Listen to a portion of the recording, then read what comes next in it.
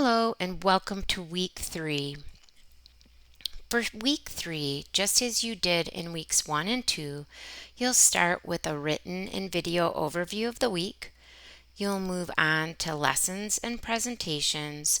Those readings and videos are geared to help you complete the assignments that are due on staggered days towards the end of the week.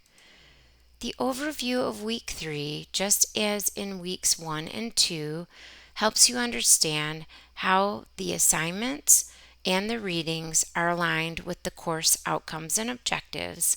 This week, we are really working on understanding what rhetoric is so that we can build toward a rhetorical analysis, and we'll also consider some of the things that we do when we're in the drafting stage of the writing process.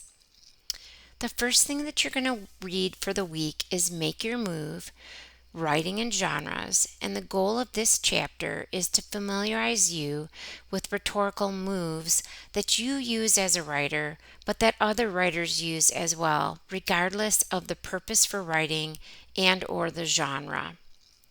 Then you're going to move into what is rhetoric, and you're going to move through a definition of rhetoric. We're going to rely a little bit on the online writing lab of the Purdue University. We'll also consider those main tenets of rhetoric: ethos, pathos, and logos, and we'll dig into them a little bit more as we move through the week. When you watch the video Introduction to Rhetoric, you're going to see that rhetorical triangle, ethos, pathos, and logos, and how they work to be persuasive tools for writers, again, regardless of the genre, audience, context, or purpose for writing. The rhetorical situation reiterates that idea. The persuasive moves, ethos, pathos, and logos, can only work when we have an author, an audience, a text, a context, and a purpose for writing. You'll move into then considering what pieces you would need to include when you're rhetorically analyzing a writer's work. I want you to think about why we analyze rhetorically. So when we're learning to write, we have a lot of what we call mentor texts, right? So in our elementary school days, we learn how to write a certain way, often because there's an example for us. As we move into academic writing at the college level, we want to study effective writing by experts in the field, and we want to think about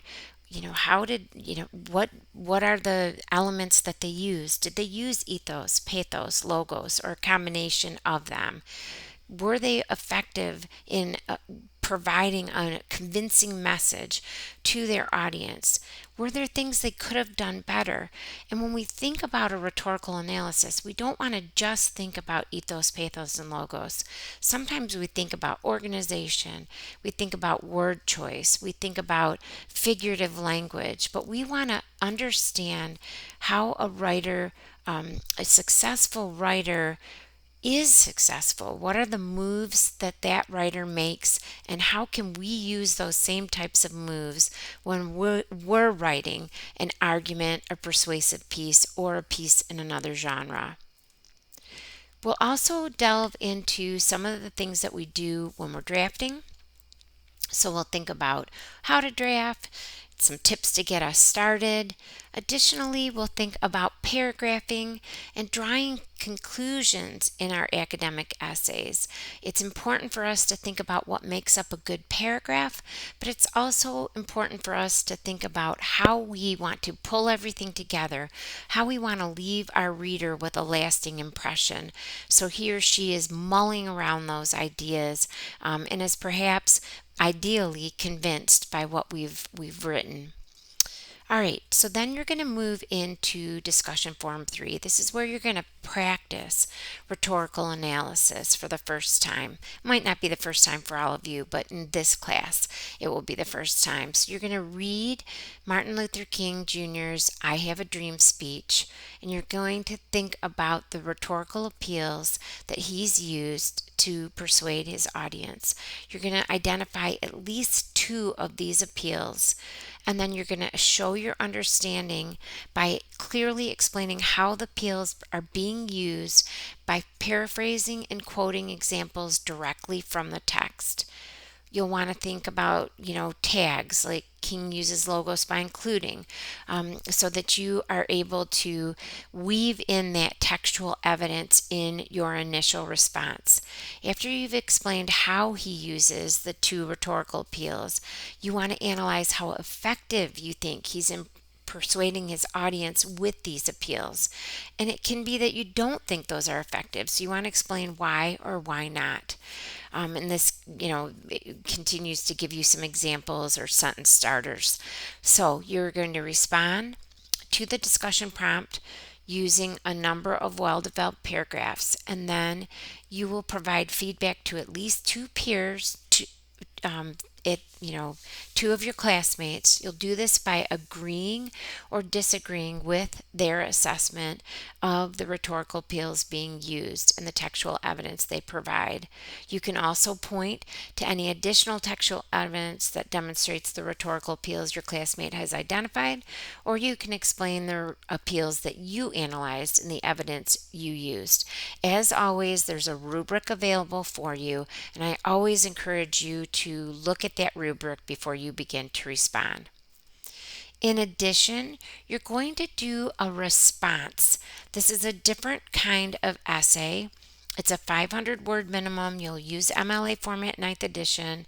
You've got your point structure. The rubric is below this overview and rationale. But what you want to do is you've summarized really writing again. This time you want to generate your take on what you've read. So your essay is not going to repeat the same ideas. You should add to the author's ideas by including your own thoughts, prior knowledge, experiences, analysis, etc. And you do want to reference the author and article within the text of your paper.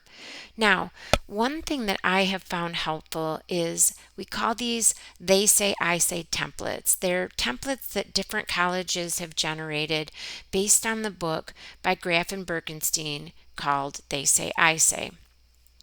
So when you're trying to integrate a quote from your author and you want to use that as a setup to your response, you could say X claims or according to X, which would be your author if we're really writing again in this case, or X agrees that. And you'll notice, if you simply Google they say, I say templates, you'll come up with quite a few that I think would be useful in guiding you. This particular one is only one of a couple of pages, but I would encourage you to think about this as a way to integrate quotes into, so your author has said something, so X claims, and you've got that in-text citation. Now you're going to follow with your response, and it kind of gives you almost a conversational feel to that response. Finally, you're going to complete your writing journal number 3. You'll create a list of examples of how you communicate in 2 different and specific spaces. Your lists are obviously going to be different. You might present a written list of items, several photos with brief captions, screenshots. Choose whatever best captures your reading, writing, and communicating. And then you'll write that 300 to 400 word paragraph answering the following questions. How do you use reading, writing, and language in your everyday experiences? How do you use reading, writing, and language similarly and or differently in various settings? And why does that happen? So you're really thinking about 2 different and specific spaces as you respond to this journal. As always, don't hesitate to ask questions if you have them. We can always meet via Zoom or we can communicate via email. Have a wonderful week.